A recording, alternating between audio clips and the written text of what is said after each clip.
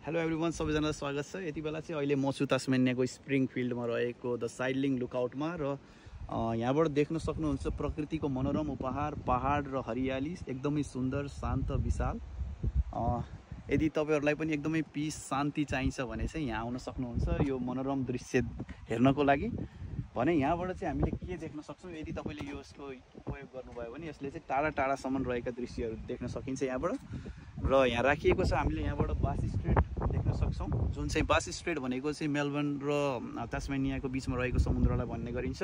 र लगायत Chappell Island, Mount Strzelecki Flinders Island, Mount Munro, Cape Barren Island, Mount करफोर्ड, Mount हरर, Mount स्ट्रोनेक, माउन्ट क्यामरून लगायत यो पुरै स्प्रिङफिल्ड गाउँ अनि स्कर्सडेल, वेस्ट स्कर्सडेल, जेट्सोनवाइल, वुडली नर्सरी लगायत ठाउँहरू यहाँबाट देख्न सकिन्छ र निकै नै सुन्दर दृश्य चाहिँ देख्न सकिन्छ। हामी चाहिँ अहिले यति बेला यहाँ आइसकेका छौँ र लन्चेस्टनबाट करिब 32 किलोमिटर्स लाग्दो रहेछ यहाँ आइपुग्नलाई। यदि हजुरहरू पनि तास्मेनियामा हुनुहुन्छ र एकदमै लन्चेस्टनमा हुनुहुन्छ भने चाहिँ र एकदम शान्त चाहनुहुन्छ भने यहाँ आउन सक्नुहुन्छ। यतापट्टि बस्नको लागि पनि ठाउँ रहेको छ। निकै नै राम्रो दृश्य र नजारा यहाँहरूलाई मैले पस्किन गइरहेको छु।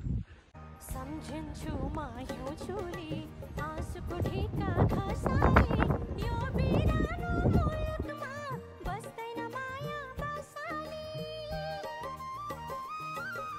वनमा घाम नलागे जगत सारा धेरो, नौ डाँडाको पारीमा प्रीतिको देश मेरो, प्रीतिको देश मेरो।